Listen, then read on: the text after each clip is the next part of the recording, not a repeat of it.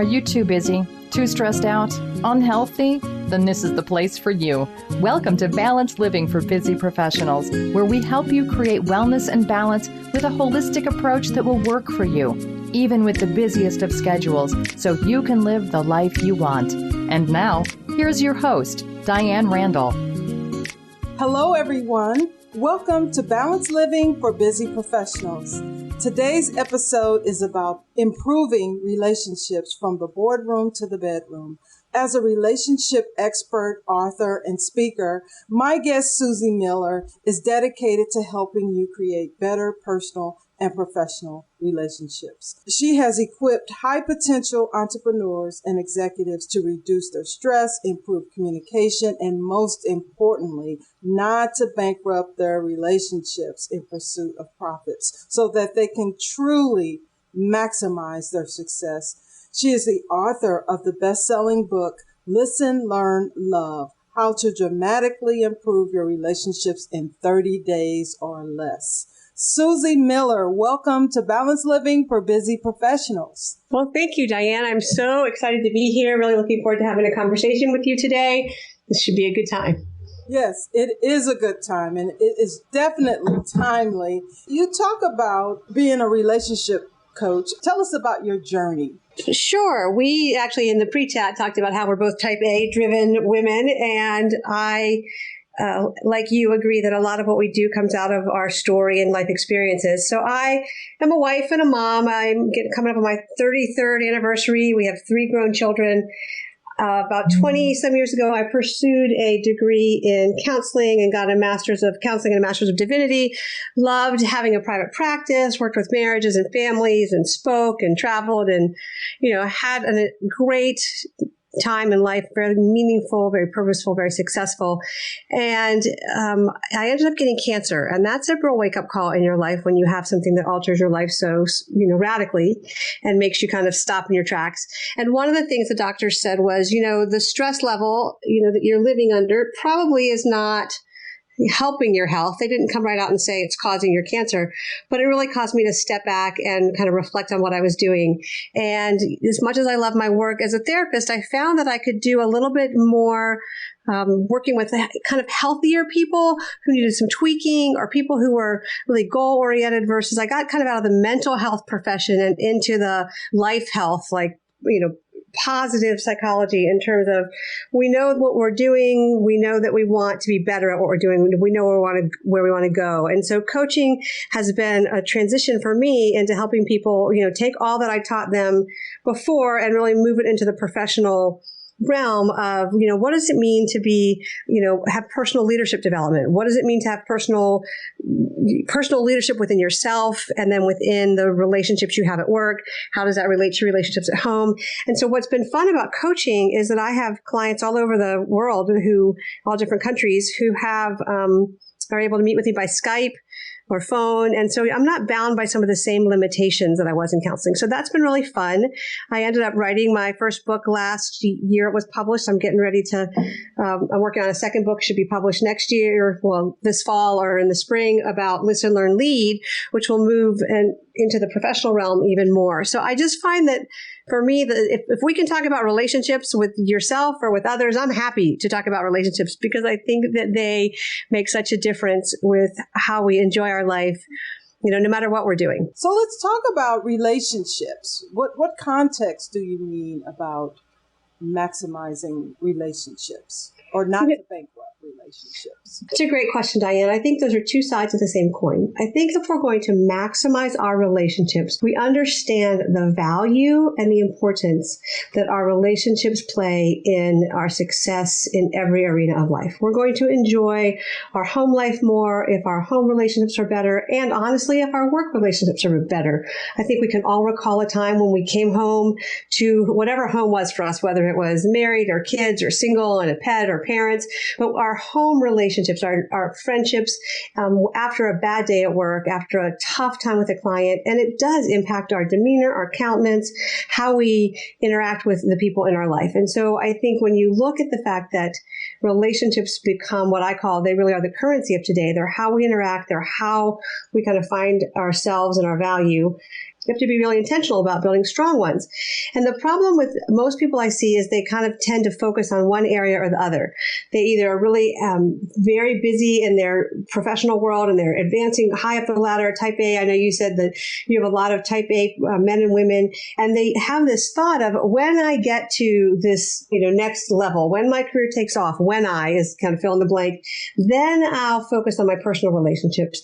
And so often the clients I work with, especially C-suite clients, end up getting to the top of their game and looking around, and the people that they actually were moving so hard and working so hard to provide for are gone because they've bankrupted their relationships. I hear you when you say that, because early in my career, when I was really the achiever and trying to climb the ladder, that is so true, because I would have friends and at the time I was single, and I was so busy focused on my career, and I guess I felt that all I had to say was, I'm busy, I'm doing this important project, and people would just wait until I'm done.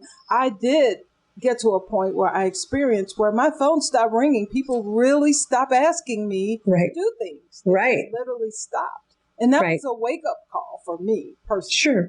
Sure. And I think that's so well said. And I like to help people kind of preempt that crisis so that they understand, wait a minute. And usually, honestly, we all pretty grow the same way. Something happens and we become aware. We see maybe a party on Facebook that we would have been invited to before, or as you mentioned, your phone stopped ringing, or there's an event or a circle of friends that we're like, wait, how did I not know that was happening?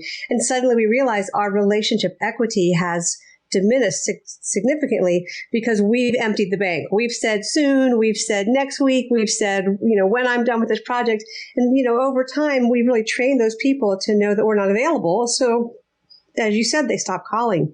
Stop calling. And I think professionally, that same thing happens. If you think about clients or coworkers or colleagues that you really want to foster a long-term relationship with, or a profitable, mutually beneficial relationship, you have to do the same thing. You have to remember to stay invested and make sure that you're top of mind, or make sure that they know that when it's time to have a specific service that you offer, that they have a need for, that you are the person that comes to mind, either in a referral or even in their own life. So they're like, hey, if you want to know about balanced living, you really got to talk to Diane. Well, that doesn't happen in a vacuum. That happens because you fostered, positive and long-term and value-driven professional relationships. Exactly. How do you help people who are really driven, very successful?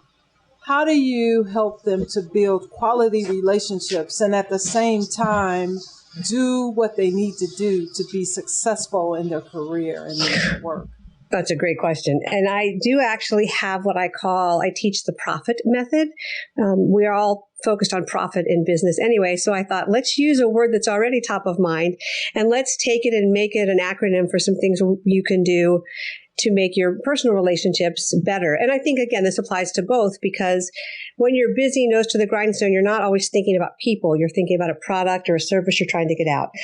So one of the things, I can run through that if you'd like and just give you an overview, if that would be good. That would be great. So I'm going to talk about this in terms of how to not bankrupt your personal or professional relationships. But, you mentioned, your friendships, so we can stay there. Because I think a lot of times when people think about balance, they're thinking about work-life balance. And so they want more insights into their life relationships. Would you agree with that? Yes, I would. Okay, so let me stay there. So the profit method is, like I said, an acronym, and it's P is priorities. And really that means, you've got to set your boundaries and really commit to investing your time intentionally. And what I tell people is you got to ask the people in your life what's important to them and schedule it accordingly.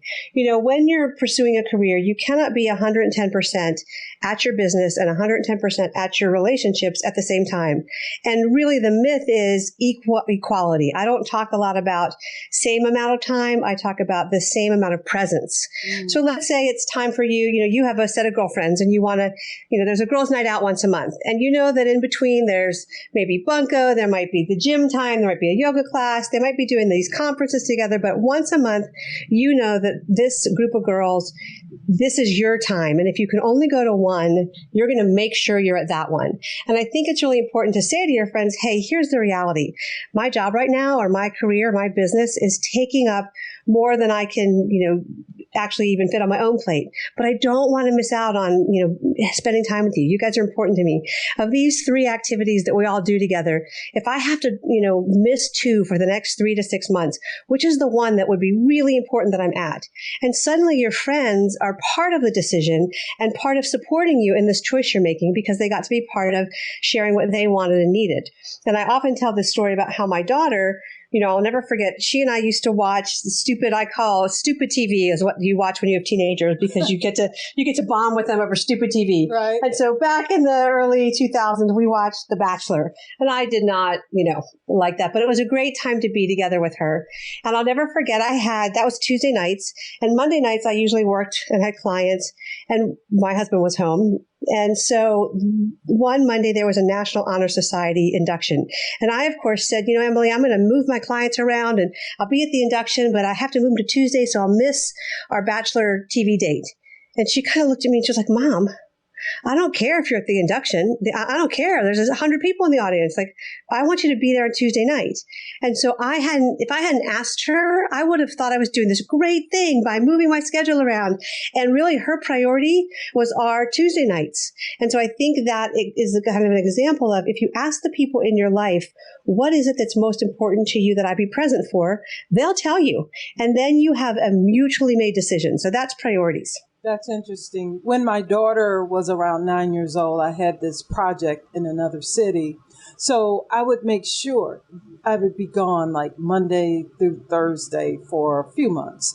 But what was really important to me and important to her was that I walk her to the bus stop on Monday mornings. Mm-hmm. So that was exactly what I did because I learned that I have to manage those relationships that are important because this lifestyle that's great can really, really impact our lives in a negative way. So I'm just so grateful that you're here to really give us some ideas and information on how we can keep these relationships in check and high quality so that the people we love don't feel like we've abandoned them in some way. Right. Well, and I think it's important to remember, I love that story that you walked to the bus because I think we have to keep at the top of our mind is that these relationships are usually the why behind what we're doing. Yes. We don't go work hard to simply fill a void in our lives. I think often we might choose a simpler life, but a lot of times when you think about your life and your schedule and your work and your energy output, if you pause, it almost is all related to the people you care about. Exactly. And you said pause. A lot of times we're just going fast. Yeah. And we're not thinking, even though we feel that they know we're doing this for them. But the downside is it doesn't always feel that way. Right. And that's why I think priorities are so important. When you let them be part of the priority discussion, it makes a difference. So like with a spouse, it could be, what's the priority is, for our time together and time of day, I worked with a corporate executive and his wife was much more alert and awake and able to listen and be with him, and they were able to have more romance in the mornings. And so he actually kind of had the ability, because of his position in the company, to arrange some meetings. So he had a kind of standing, quote unquote, 9 o'clock meeting and would go in at, and be available for the rest of work from 9:30 on. And he would stay a little bit later when his wife was doing all the teenage stuff and when it was crazy with their boys. But they had a morning time together where, so many times a week, sometimes they just had coffee. Sometimes they stayed in bed, but they were able to look at their life and their priorities and try to make it work for them. And I think that's the secret. It's what works for us and having that decision making together. The R is to reconnect. And I think with marriages, I call it rekindle your romance. Mm-hmm. And I take my clients back to remembering what it was like when they were dating, when this was the person you couldn't wait to be with and you wanted to spend your whole life with them. And, we used to call it the bench seat you slide over. And if you were within, 10 feet of each other, you were touching. And so I have a little, if you're going to rekindle your romance, you got to hold hands like you're dating. You just got to start there and just recall those date nights. I think if it's a friendship, it's kind of that reconnecting. It's having that, what one of my friends used to call nose to nose time. It's that face to face. You're my priority. We're going to have just us time and focus on us and not all the other stuff. My best friend lives in Nashville. And so for us to have nose to nose time means it's a FaceTime call. And we actually get to really connect about what's going on in our hearts and how we're doing versus what's the chaos of the day. So reconnect is R. O is open up. And this is a big thing that I think a lot of couples and even friendships do. And that is that we don't talk about things when they're happening. We kind of let things build up and we choose to communicate when it kind of explodes out of us versus, intentionally. And so I'm really a proponent and coach a lot of my clients, and I teach this at seminars, both for personal people and also at professional events, about what it means to look at the timing and the circumstance of your conversation. There's nothing worse than when I was first married, my husband's a serial entrepreneur and we had little kids, and he would come home and he'd walk in the door from, his very stressful day of business. And I would be either hammer him with the kids or, you have to be real careful. He would come home, I had a great day. And I'd be like, great. This is the third time I've cleaned up spit up. I don't care about your great day.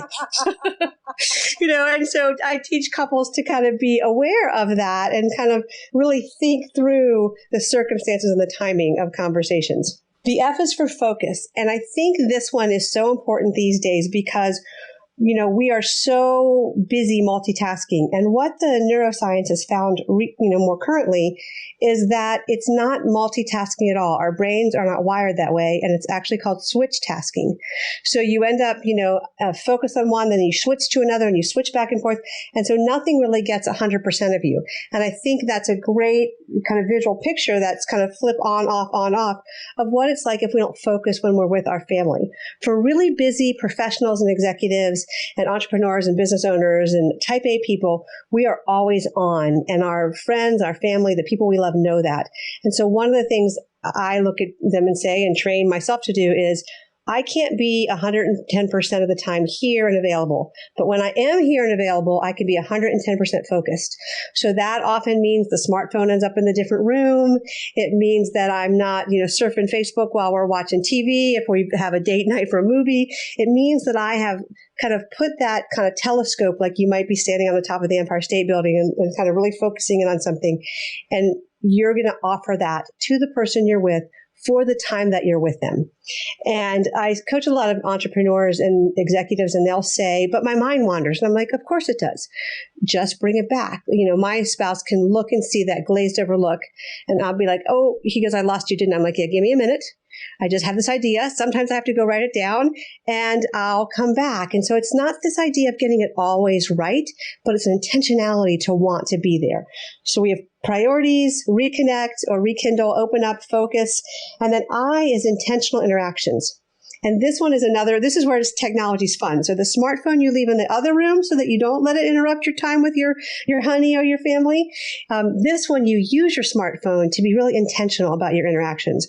So one of my clients, he's a very busy, not that any of us aren't busy, but there's this sense of, I don't have 2 seconds to rub together during the day. When I walk out the door, I'm really not thinking about my family because I've got, back-to-back stuff. And so one of the things we worked out was to set an alarm in his phone.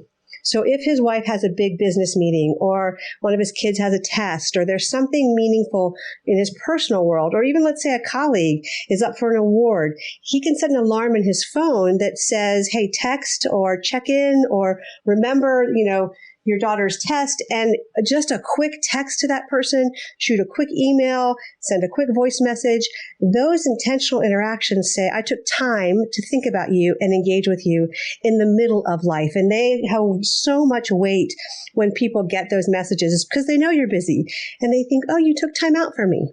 And I think that's awesome. Technology has been able to allow us to be more present, if I can say that, because of technology. But also, I feel there's a downside as well. Of course, the technology, because it's distracted us a little bit more in some ways. What do you think about that? I would agree. And I know for me, when I sit down to we are empty nesters. So my husband and I, if we have a quote unquote movie date night, I know that we could have another one. So if I'm distracted, sometimes it doesn't affect me the same way it affects him, but I'll never forget the time he looked at me and he goes, so are we watching a movie or are you, going to surf, the web?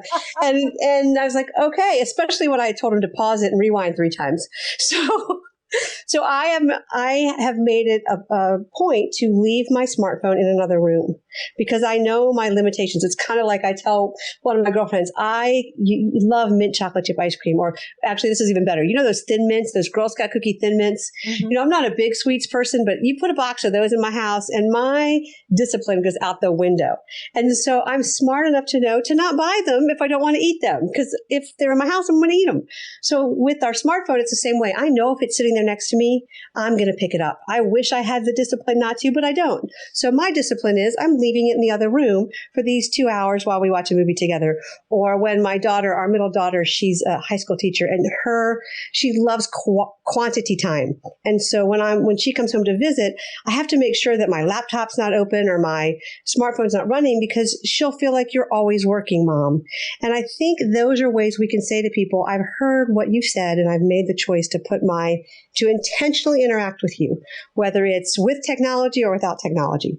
And you said it. It's with intention. It's being more conscious about the relationships that you value. I really hear you when you say that, because it's so important. Because I've also seen the downside of what not nurturing those relationships can do. Can you talk about that? I can, because I think when we don't nurture something like a plant and we don't water it, we don't give it sunshine, it doesn't grow and eventually it dies. And so one of the things that I talk about in my marriage workshops and seminars is what it looks like to tend your marriage, like you would tend your garden. Because I think if you don't, over time, it doesn't explode right away. It's not like a big crisis, but it erodes trust and connection. And, sometimes when we're with people, and I think this happens with work, when you go through, a big project launch or a traumatic event or, a big emotional push, you have a connection. And so if you miss out on that with your family as well, then you don't have that connection. So I think we have to be really aware. And by intentional, I think people get really overwhelmed with, how can I add that to my plate? Well, how can I do one more thing? I can't be everywhere at once. I think the idea, and this goes back to being able to use technology, is to set up things that care for the people we love. Here, let me give you an example. One of my clients is very introverted, and he has a very extroverted wife who loves words. And he worked the night shift for a good part of their marriage. This was a number of years ago. And I said to him, he was on-call doctor. And I said, he said, when I get up and my wife's headed to work and she wants to call and chat on the phone, I'm driving home, she's driving in, I got nothing to give her. Like I'm so done. I can't, remember any sweet nothings to say to her. And so I said to him, we'll call him Bob. I said, Bob, why don't you put a sticky note on your steering wheel that says 5 to 7 things you love about your wife, so that when you get in the car and she calls you and she wants some, love or reassurance verbally, you don't have to find them in your mind, because introverts don't call things quickly to mind. They don't verbally process. You can look at your sticky note. She's not going to care. Number one, she's not going to know. And when she finds out, she's not going to care, because you've expressed love to her in the language she wants to hear it, which is words. And so intentional interactions there was simply when he had some energy one afternoon, he sat down and made a little sticky note pad of things he loved about his wife. And he just kept it in his car. So as he was driving home, dog tired from his medical, residency night, he could say, honey, I'm really, I love the way you, take care of our children in the morning. I love the way you're so passionate about, work and meeting your clients where they are and providing for them the services and products they need, and your generosity. Well, he has those written down. And that's a great way to be intentional, I think. It's an absolute great way. I mean, you're reminding me of my early career when I would leave town and come home, and I hadn't seen the kids in a few days, and they would run up to me and they'd want to tell me everything that happened on Monday. Yes. Tuesday, Wednesday, and Thursday. The blow by blow. Yes. And I would be so exhausted. I really didn't want to hear it, but I also knew that I don't care who I had watching the kids, you can't outsource that love Great point. and the need for them to talk to me about how their week went when I was away. So I really learned that I had to listen and pay attention as much as possible. I love this conversation today because it is so key that we look at the relationships and not bankrupt them in pursuit of our profits or whatever our goal is that we need to reach. The success goal, I guess I should say. You know, Diane, I love that you brought that up because I think what I want to highlight is being aware, like on the way home from a business trip. And I think women, and I don't mean to be sexist here, but we have a lot more that we carry just because of the way we're wired. And so, you know, when you come home, the kids run up to you. And I think there's this idea of how do I be everything? And so I can see you kind of coming home from a trip. And one of the things I like to coach my clients to do is build margin in. So let's say you're flying home and you know that you're going to be bombarded with, you know, the kids when you get home. I would then say, close your laptop, close your eyes, and don't use the trip to get work done. Kind of have that kind of quiet, you know, R&R time on the plane. Not ideal. It's not a massage, you know, or a relaxing spa, but it's a place to kind of unwind and recharge so that when you get home, you have that energy for kids. And I learned this mostly through regret of a decision that I made early on when my kids were teens. Back to that Monday night I worked, I would get home Monday nights for my clients. I'd be so spent. I would kind of look at them and say, if you're not bleeding, talk to dad.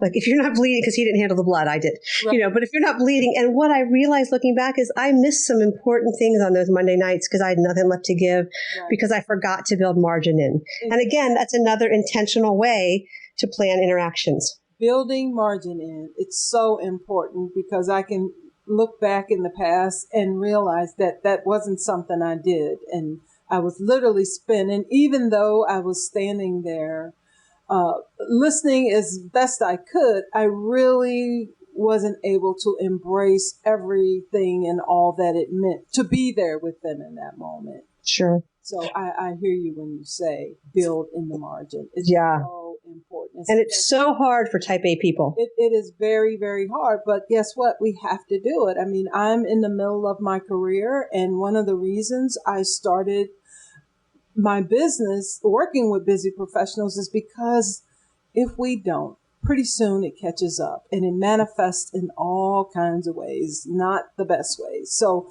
this is why I love to have people on like you to talk about relationships and things that can support us and help us to improve so that we can have the best quality in our relationships with our family, friends, spouses, anyone and even with ourselves. Some of what we're talking about is about your relationship with yourself, margin and self-care.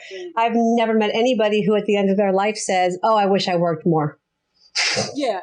And they won't say it. I mean, thank God I was early enough in my career where I knew, even though I was successful and I'm doing all this great work, I am not going to be able to sustain myself at this level if I don't start looking at ways to take care of me.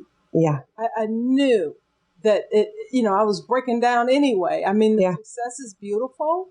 The relationships are beautiful. But if you don't take care of yourself, you won't be able to sustain it. You just won't. Yeah, I couldn't agree with you more. Brilliant, brilliant statement, Diane. And, like you, I've learned the hard way. So the last profit, so we've got priorities, rekindle, open up, focus, intentional interactions, and then the T is tenacity. And I think this is where I want to focus just on this for just a moment or two is the idea of, how in business, you're almost ready to give up, you're 3 feet from gold. You're almost there, and most people quit. A lot of the success studies show people quit right before things get better. And so I think in terms of your personal life, to be tenacious and to know that you're not going to always see results right away. I tell people, yes, you can get some relief and some better relationships in 30 days or less, but that doesn't mean it's going to fix everything. You're going to need to be tenacious and continue continue on and continue trying, especially if you're coming into a situation where you have kind of been on the verge of bankrupting the relationship, where you're kind of going back. Let's start with your original story where you go back to your friends and you say, hey, I noticed for the last 4 months you haven't called me. And, I'm realizing that that's probably more about me than about you. And so being tenacious with people versus letting it go and being like, oh, well, giving up and kind of writing people off. So tenacious, in terms of just relationships in general, not unlike you would be with a client, is really important. And I think especially in marriage, because it isn't easy, and it takes time to really be willing to kind of go through the hard to get to good over and over and over again. Mm-hmm. That's awesome. Thank you. Well, I am just happy that you're here, Susie. You've given us this wonderful information on how to improve our relationships, because as busy professionals, sometimes relationships take the back seat to the busyness of life. So I'm just so grateful that you were here to give us some advice that we can use right away for our relationship. So thank you so much for being here. You're so welcome. I did notice that you say on your Facebook post that you make huge changes one step at a time, small steps to make a huge change. Did I get that right, or did I butcher that? You got that right. That is exactly what I believe. And I think I just want to end with that and highlight how much I agree with you and how important it is that we give ourselves the margin, the grace, the permission. Even as I went and listed all these, I mean, I learned all this because I've blown all these things. I've made the mistakes, both personally, and I've had the privilege of walking with clients. But what I think it comes down to is taking one step, doing one thing, and then doing the next thing, and then doing the next thing. And I think sometimes, especially as driven and busy professionals, we forget to kind of just look down and do the next thing when we see the whole big vision, we see the big project, and it can feel both challenging and thrilling, but also overwhelming. And so the idea of huge change through small steps, I love that, because I think if we can begin to do that with ourselves and with our relationships, we will see success, because it's that compounded, effort over time. So I just wanted to highlight that. I love that you teach that. I teach it, and I'm so glad that you definitely tell people that that's something that we need to do. So it just confirms that it's very important to not to be too hard on yourself, to take it one step at a time. And you break it down as small as you need to break it down. That's what I tell my clients. Exactly. If you feel that that's too much, that goal is too much, break it down again. Let's break it down until it's something actionable that you can do. That's, I couldn't agree with you more. I was coaching an executive woman a couple weeks back. We were kind of in the middle of her realizing that until she did that, it would all look too big. And what was really interesting is, she'd have this big, she'd make a to-do list, and it would have this huge, big chunks. Be like, okay, well, assess the manual for the upcoming sales presentation.